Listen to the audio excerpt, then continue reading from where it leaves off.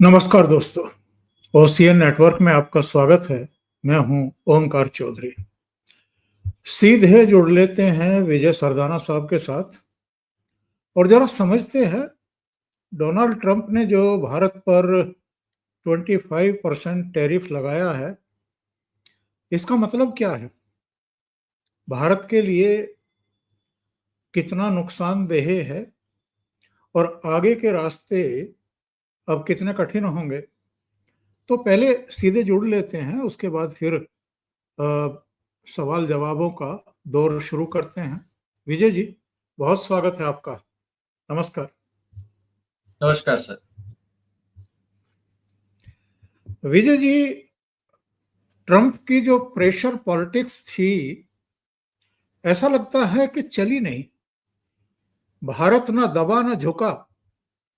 नतीजा, कई तरह के प्रेशर में इस समय खुद घिरे हुए डोनाल्ड ट्रंप, उनका नजला जो है वो एक तरीके से भारत के ऊपर गिरा है और बहाने वो कई बना रहे हैं।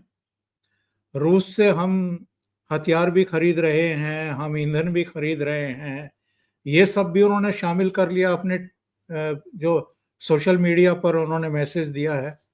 आप किस तरीके से देख रहे हैं इसको? ओंकार जी, सबसे पहले आपके दर्शकों को और आपको प्रणाम। जी, बहुत स्वागत है।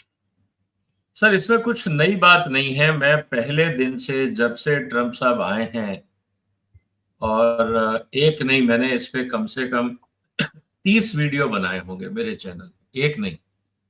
और एक एक पॉइंट को बहुत बारीकी से मैंने विद डेटा एनालाइज किया है और उसकी मैंने मेरे चैनल पे एक प्लेलिस्ट बनाई है, ट्रंप एंड टैरिफ करके। अगर आप आंकड़ों को देखें और अगर आप तथ्यों को जानें तो सर, मेरा ये कहना है कि इसमें कोई भी ऐसी घटना नहीं हुई है जो विचित्र है। अगर ये टैरिफ नहीं लगाते तो मुझे लगता है कि शायद ट्रंप साहब समझ गए हैं कि भारत अब उनके हिसाब से चलने वाला नहीं, और वो सरेंडर कर गए हैं। अब सवाल इस बात का है कि ट्रंप साहब क्या सरेंडर करेंगे? ऐसा होता नहीं। उन्होंने पूरा प्रयास किया भारत को दबाने का। जितने भी उन्होंने बार बार अल्टीमेटम दिए, 50 बार भारत का नाम लिया, घूम फिर के उन्होंने, चाहे वो भारत पाकिस्तान संघर्ष की बात हो, कुछ भी हो, कहीं ना कहीं डायरेक्टली इनडायरेक्टली भारत पे ये दबाव बनाने का प्रयास किया कि देखिए, आप, मैं जैसे कह रहा हूं करो, नहीं तो आपको खामियाजा भुगतना पड़ेगा। ये सब बातें चल रही। भारत सरकार ने उनका गेम प्लान फेल कर दिया। इसीलिए जिसको कहते हैं ना, खींच में आके उन्होंने 25% टैरिफ लगा दिया और अब ये कह रहे हैं कि क्योंकि आप रशिया से ले रहे हो तो हम आप पे और टैरिफ लगाएंगे। अच्छी बात है।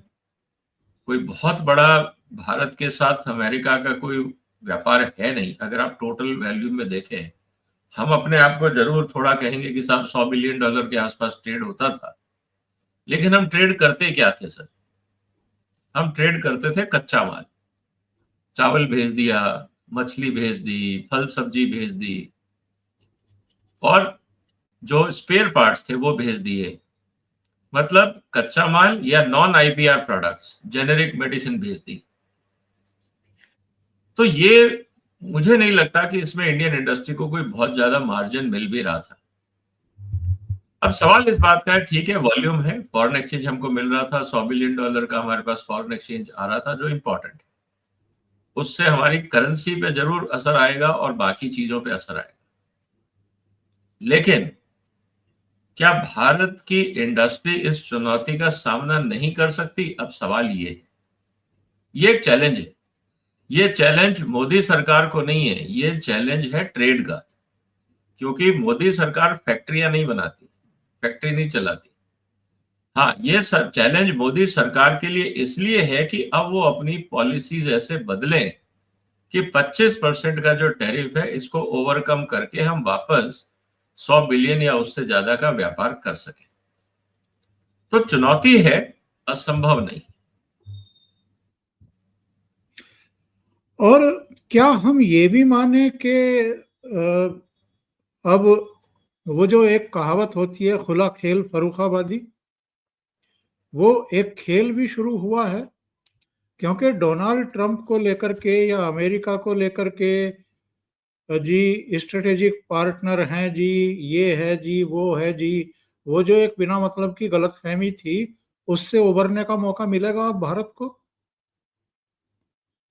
बिल्कुल मिलेगा सर, और मैं पहले दिन से बोल रहा हूं कि हमें गलतफहमी में नहीं रहना चाहिए। और सीधी सी बात है, हम पिछले 50 साल में या 70 साल में, या मैं कहूं मोदी साहब के टाइम में भी, हम लोग गलतफहमी में ही जी रहे हैं। हमने मेक इन इंडिया बनाया, हम कहां पहुंचे? जहां पे प्राइम मिनिस्टर ऑफिस ने खुद इंटरेस्ट लिया, जैसे डिफेंस सेक्टर है, वहां रिजल्ट दिख रहा है। कोविड के वैक्सीन के टाइम पे पीएम ने खुद इंटरेस्ट लिया, वहां रिजल्ट दिखा। बाकी मंत्रालय क्या कर रहे हैं? बाकी मंत्रालयों ने काम क्यों नहीं दिखाया? बाकी मंत्रालय वर्ल्ड क्लास प्रोडक्ट क्यों नहीं बना पाए? कहां सो रहे थे? तो सिर्फ घोषणाएं करने से, स्कीम लॉन्च करने से काम नहीं बनता है।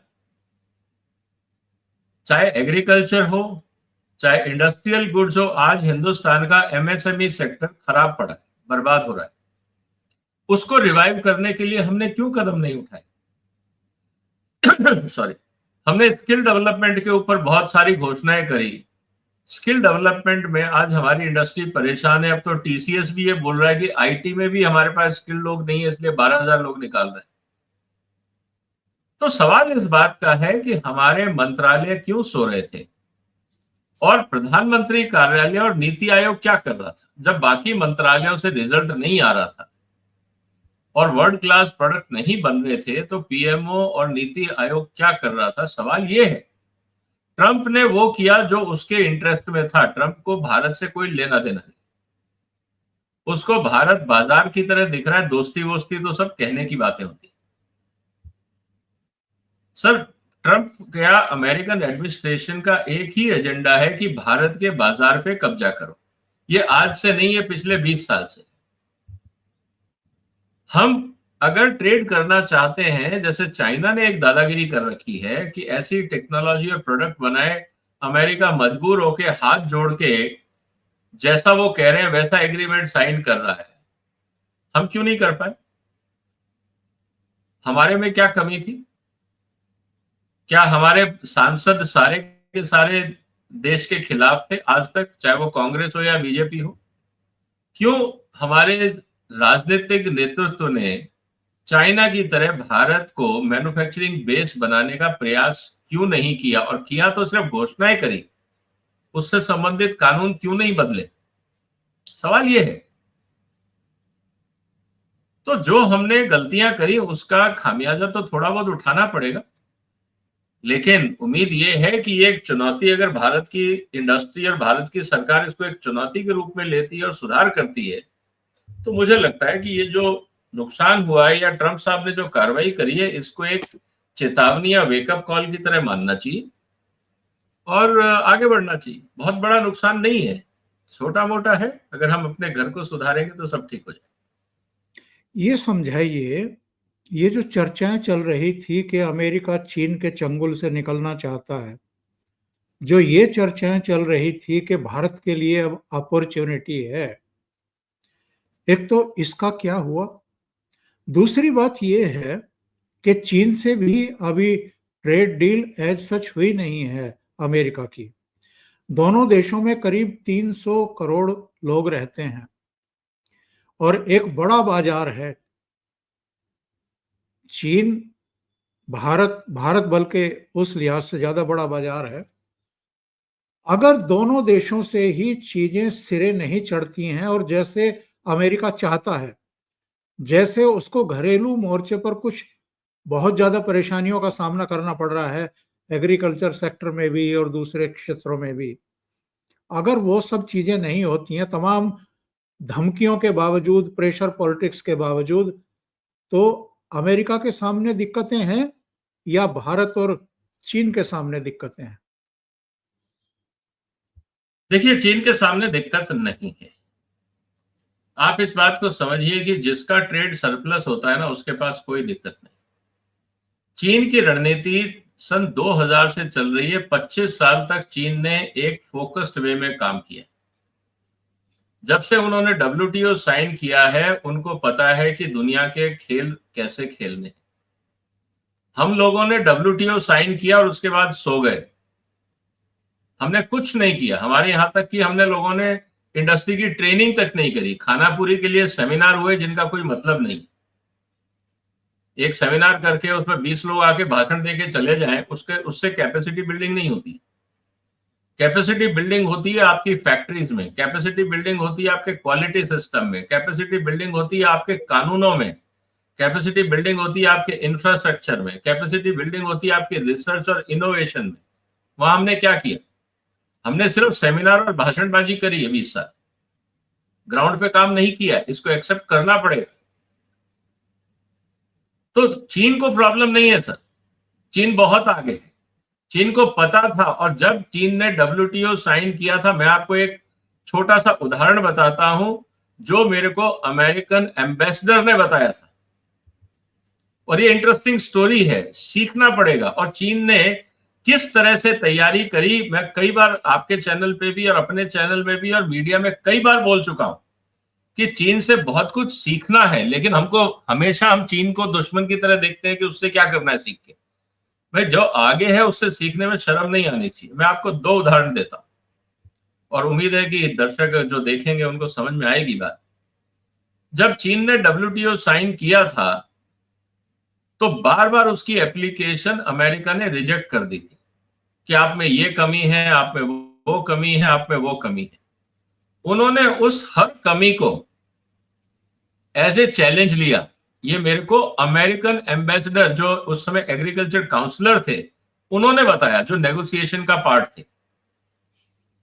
उन्होंने कहा जब भी हम चीन को कहते थे कि नहीं तुम्हारा ये डॉक्यूमेंट ठीक नहीं है, सिस्टम ठीक नहीं है, हम तुम्हें ये परमिशन नहीं देंगे, वो नहीं देंगे, चीन ने हर उस चीज को एज ए फीडबैक लिया और जाके घर में तैयारी करी। हमारी तरह आके गाली गलौच नहीं किया कि वो हमसे जलते हैं, ऐसे हैं वैसे हैं, वो ऐसी बात नहीं करते।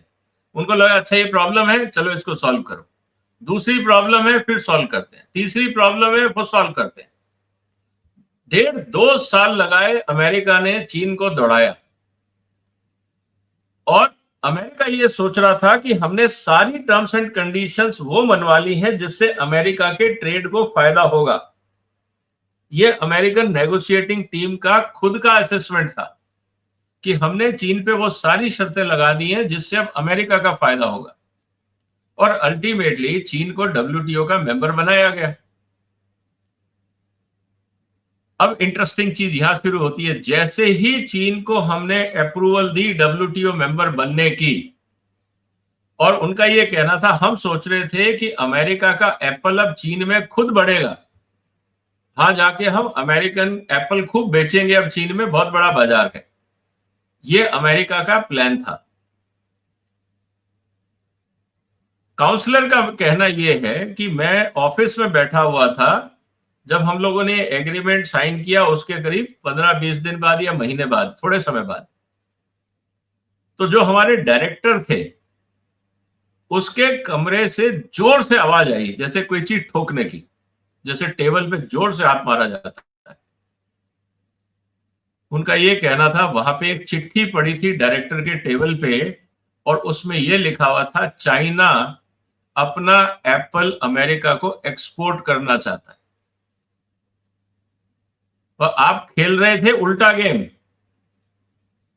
कि अमेरिका का एप्पल हम चाइना एक्सपोर्ट करेंगे। चिट्ठी आई चाइना से कि अब हमने WTO साइन कर लिया है, अब हम आपके यहां एप्पल एक्सपोर्ट करना चाहते हैं, परमिशन दे दीजिए। हमने आपकी सारी शर्तें मानी हुई, हमारी quality as per your norms है। यह है चाइना का काम करने का तरीका। मैं कहना क्या चाह रहा हूं सर, कि जब तक अमेरिका उनको लटका रहा था वो अपने घर पे तैयारी कर रहे थे, और जैसे ही परमिशन मिली उन्होंने बाजार में घुसने की पूरी तैयारी कर रखी थी। आज ये कहा जाता है कि करीब 70-80 ऐसी टेक्नोलॉजीज हैं जो दुनिया में क्रिटिकल मानी जाती हैं, 70-80 टेक्नोलॉजीज, जिसमें से करीब 60-65 टेक्नोलॉजीज ऐसी हैं जिसमें चाइना वर्ल्ड लीडर है।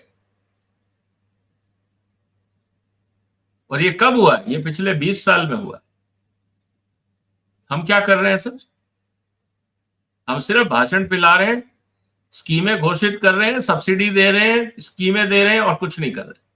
हमने अपना विजय जी, एजुकेशन सिस्टम नहीं सुधारा, टेक्नोलॉजी नहीं सुधारी, R&D नहीं सुधारा, वर्क कल्चर नहीं सुधारा। तो ये सवाल का जवाब वो है, जब आप ये कह रहे थे कि अमेरिका चाइना से निकल के भारत आएगा। सर, अमेरिका नहीं है, वहां पे अमेरिकन कंपनीज है चाइना में, और उन कंपनीज को पता है कि जो बेनिफिट उनको चाइना में मिलता है भारत में नहीं मिलता, इसीलिए वो नहीं आए। तो ये पूरी कहानी का पर्पज ये था। सही है। लेकिन ये बताइए, हमारे यहाँ वो वातावरण क्यों नहीं बन पाया जो चीन में है? इसकी वजह क्या है? 95 से लेकर के, बल्कि उससे भी पहले अगर हम जाएं, 90 के दशक से, बल्कि 89 से, लास्ट बहुमत वाली सरकार राजीव गांधी की थी 84 में।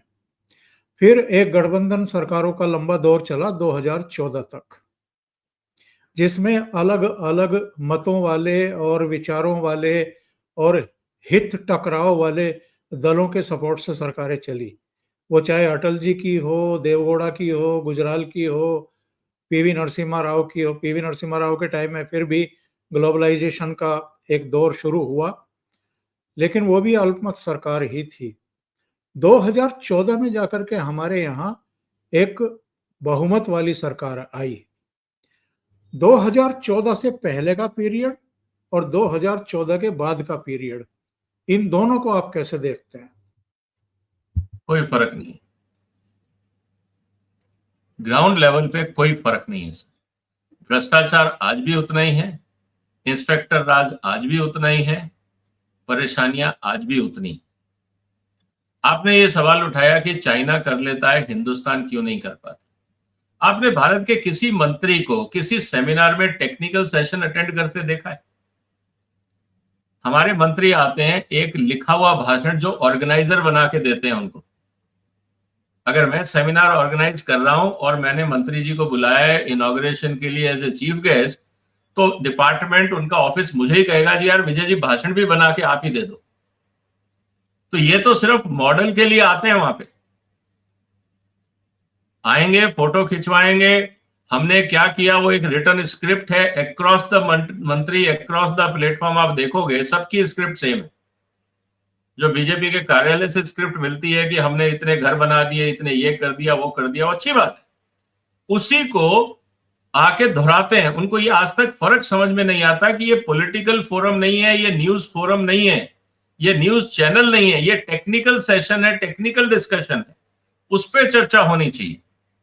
और अपना भाषण खत्म करते हैं, फोटो खिंचवाते हैं, चाय पीते हैं और चले जाते हैं। कोई मंत्रालय का आदमी टेक्निकल डिस्कशन सेशंस में बैठता ही नहीं है। इंडस्ट्री की समस्याएं, इशू सुनने के लिए कोई नहीं है। तो कैसे सुधार होगा सर? सिर्फ पार्लियामेंट क्वेश्चंस का जवाब देना और सिर्फ बनी बनाई स्पीच को पढ़ने से देश का डेवलपमेंट नहीं होता है। और चाइना की जहां तक बात है, मैंने वहां पे बहुत सारे सेमिनार और टेक्नोलॉजिकल सेशंस अटेंड किए हैं। आप विश्वास नहीं करोगे कि वहां का पूरा डिपार्टमेंट वहां बैठता है, including head of the department, मंत्री, गवर्नर, कम्युनिस्ट पार्टी के लोग टेक्निकल सेशन में बैठते हैं, क्योंकि हर एक की जिम्मेवारी है कि आपको ये काम करना है। और इंस्टीट्यूशंस के बीच में मैं अपना पर्सनल एग्जांपल बताता हूं। मैं जब लास्ट टाइम गया था कोविड से पहले चाइना, एक पिकल्स की कॉन्फ्रेंस थी। कॉन्फ्रेंस के बाद जब उनको पता लगा कि मेरी सुबह की फ्लाइट और मेरे को यहां से करीब 300-350 किलोमीटर दूर है जगह, वहां मुझे जाना है फ्लाइट लेने में, चेंगडू की बात कर रहा हूं, जो उनका तिब्बत के पास का एरिया है। वहां से जब उनको पता लगा तो जो उनके लोकल गवर्नर थे, उनका मैसेज आया कि आपके जाने से पहले मैं मिलना चाहता हूं। आप समझिए सर कि उस एरिया का वो गवर्नर है, मतलब कि चीफ है, सीईओ टाइप आप मान सकते हो। आप मेयर बोल सकते हो, गवर्नर बोल सकते हो, हर एक एरिया की टर्मिनोलॉजी अलग है। मेरे से वो रात को 9 बजे मिलने आए। 1 घंटा मेरे साथ बैठे, उनके आसपास उनके सिक्योरिटी और ऑफिस के स्टाफ थे। उन्होंने मेरे से क्या बात करी sir? Mister Sardana, how we can do trade with India? ये कौन पूछ रहा है सर?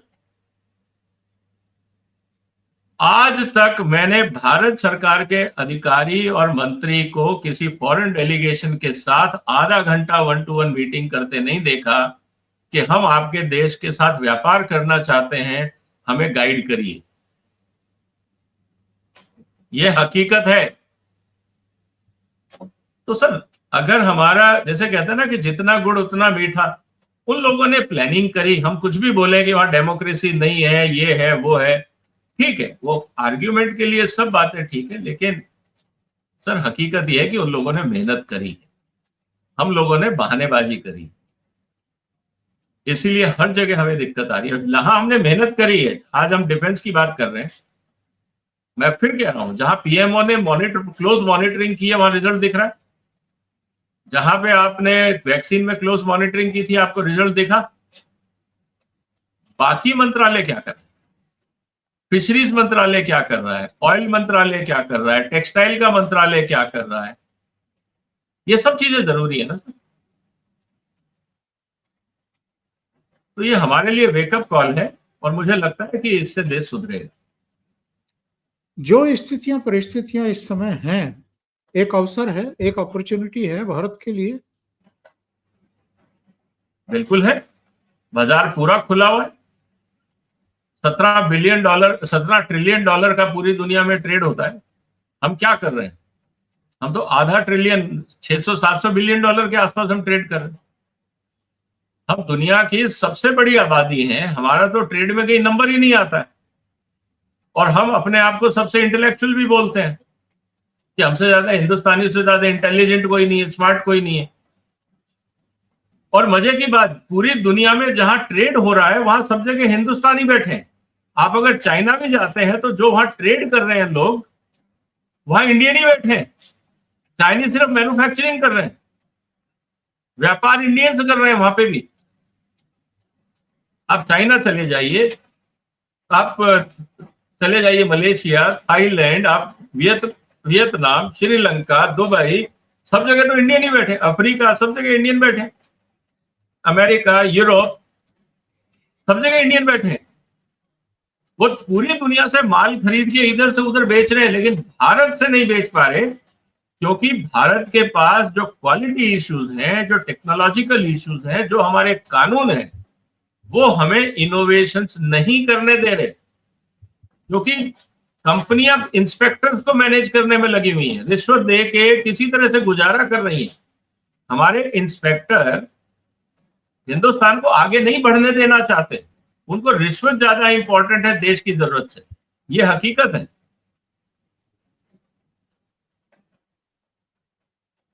ये जो 25% टैरिफ लगा है, ये अंतिम है या इस पर अब नेगोशिएशंस होंगे आगे? सर, नेगोशिएशंस तो चल रहे हैं, कुछ नहीं बदलेगा। मुझे नहीं लगता कि, हाँ, अगर कुछ बदलना है या तो भारत सरकार को एग्रीकल्चर सेक्टर को कुछ ना कुछ लूज करना पड़ेगा, क्योंकि ट्रंप की मजबूरी भी एग्रीकल्चर है। आप समझिए इस बात। टेक्नोलॉजी के मामले में कभी भी व्यवधान नहीं आता है, क्योंकि टेक्नोलॉजी आम आदमी से संबंधित नहीं है। मान लीजिए आपने कहा कि मोबाइल की 3G टेक्नोलॉजी हम आपको दे देंगे, 4G दे देंगे, कोई फर्क नहीं पड़ता। 5G, 6G, 7G आ जाएगी तो 2G, 3G पे कोई नेगोशिएट नहीं करता है। मुद्दा आता है जहां पे पॉलिटिकली सेंसिटिव इश्यूज हैं, जैसे एग्रीकल्चर, जैसे डिफेंस, जैसे डेटा प्रोटेक्शन। जो पॉलिटिकली सेंसिटिव इश्यूज हैं, वहां पे बार्गेनिंग होती है, वहां नेगोशिएशन होता है। बाकी में क्या फर्क पड़ता है सर? हम कह रहे हैं कि हम जेनेरिक मेडिसिन दे देंगे, जेनेरिक मेडिसिन अमेरिका बना लेगा, क्या फर्क पड़ता है? केमिकल हम लाते हैं चाइना से, टैबलेट बनाने में कितनी देर लगती है? और ट्रंप ने जो अभी मेडिकल रिफॉर्म्स किए हैं अमेरिका में, वो तो खुद पूरा फोकस कर रहे हैं कि हमें जेनेरिक मेडिसिन चाहिए, हम ब्रांडेड मेडिसिन इतनी महंगी अपने कंज्यूमर्स को क्यों दें? हम 10 गुना महंगी दवाइयां अपने लोगों को दे रहे हैं। ट्रंप ने तो इस पर बहुत बड़ा इश्यू उठाया हुआ है। कि मुझे दुनिया की सबसे सस्ती दवाइयां चाहिए विदाउट कॉम्प्रोमाइजिंग इन क्वालिटी, ये उसका एग्जीक्यूटिव ऑर्डर है। तो 6-7 महीने में वो कर लेंगे, तो आपकी मेडिसिन कोई बहुत बड़ा इश्यू नहीं है। ज्वेलरी कोई बहुत बड़ा इश्यू नहीं है सर। साउथ अफ्रीका चले जाइए, बहुत अच्छी आपको ज्वेलरी मिलती है। आप थाईलैंड मलेशिया चले जाइए, वहां आपको बहुत अच्छी आर्टिफिशियल ज्वेलरी मिलती है। और आज सब जगह मशीनों से काम हो रहा है, तो वो इश्यू भी नहीं रहा। इश्यू है सिर्फ 3 चीजों को लेकर। एक है आपका agriculture including live stock, fisheries, आप उसको एग्री फूड एक मान लीजिए डोमेन। दूसरा है डेटा प्रोटेक्शन को लेके जो पॉलिटिकली सेंसिटिव है, और वो इसलिए कि जो कंपनियां हैं वो ट्रंप को तंग कर रही हैं कि इंडिया को बोलो कि आप हमारे यहाँ को मजबूर ना करें डेटा सेंटर बनाने के, क्योंकि वो नहीं चाहते कि डेटा भारत में रहे, और ट्रंप का भी इंटरेस्ट है कि भारत का डेटा अमेरिका में रहे। तो ये एक पॉलिटिकली सेंसिटिव मुद्दा है। तीसरा है डिफेंस का। ट्रंप को अपना माल बेचना है, हथियार बेचने हैं जो दुनिया में सबसे महंगे हैं, और अब हालत ये है कि अमेरिका के हथियार क्वालिटी वाइज रशिया से खराब है, इंडिया से खराब है। ये भी प्रूव हो गया है ईरान और इजराइल की लड़ाई में, इस बार यूक्रेन की लड़ाई में वो भी प्रूव हो गया है। तो सवाल इस बात का है कि अब जो उनकी डिफेंस इंडस्ट्री है वो भारत पे अपना माल डालना चाहती है, क्योंकि अब कोई खरीदार नहीं मिल रहा उनको। तो ये पॉलिटिकली सेंसिटिव मुद्दे हैं, बाकी कोई बहुत बड़ा मुद्दा नहीं है। और तीनों मुद्दों पे भारत सरकार क्यों कॉम्प्रोमाइज करे, सवाल ये। तो गाड़ी यहीं फंसी रहेगी, क्योंकि एग्रीकल्चर सेक्टर को खोलने का मतलब है कि पॉलिटिकली आप फिर एक आंदोलन को खड़ा करने की दावत देंगे। सर, आंदोलन से ज्यादा हकीकत यह है कि हिंदुस्तान का किसान और हमारा एग्रीकल्चर, तो फिर मैं बोलूंगा तो हमारे जो किसान नेता हैं उनको आग लगती है। हमने सिर्फ सब्सिडी के भरोसे एग्रीकल्चर किया है। हम कहते हैं जी हमारा किसान छोटा है। चाइना का किसान हमसे भी छोटा है, वहां की प्रोडक्टिविटी डबल है, क्योंकि वहां किसान नेता नहीं है। चाइना में किसान नेता नहीं है, उनको यूनिवर्सिटी गाइड करती है काम कैसे करना है। हमारे यहाँ पे एक तरफ किसान नेता है, दूसरी तरफ एपीएमसी मंडियां है, दोनों ने मिलके किसान को गरीबी रखना है। और रिफॉर्म जो कानून बने थे आज तक तो ये बता नहीं पाए उनमें क्या कमियां थी। मैं तो आज फिर पूछ लेता हूं आपके माध्यम से।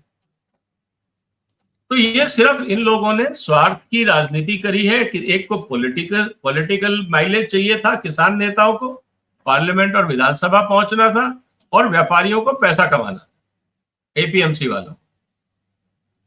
दोनों किसान की कीमत पे ही गए। किसान वोट बैंक भी है और किसान का ही जेब काटी गई। तो ये एग्रीकल्चर में चैलेंज है। और अगर एग्रीकल्चर में आप देखिएगा आने वाले दिनों में हर साल हम एपीएमसी बढ़ाएंगे, हर साल भारत में आयात बढ़ेगा। आज हालत ये हो गई है कि हमारा जो क्रॉप है वो अंतरराष्ट्रीय बाजार से 40 से 60% ज्यादा महंगा है।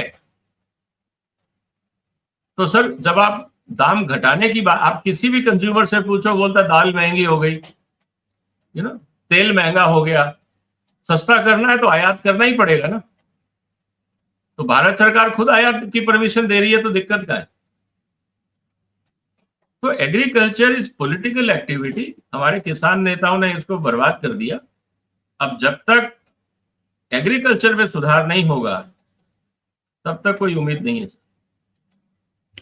विजय जी, बहुत बहुत धन्यवाद जुड़ने के लिए, इतना समय निकालने के लिए, और बहुत ही महत्वपूर्ण मुद्दों पर चर्चा करने के लिए, उन वीक पॉइंट्स को भी उजागर करने के लिए जिन पर किसी का ध्यान ही नहीं जाता है और जिनको लोग स्वीकार करने को और उसमें सुधार करने को भी राजी नहीं होते हैं। बहुत बहुत धन्यवाद आपका जुड़ने के लिए।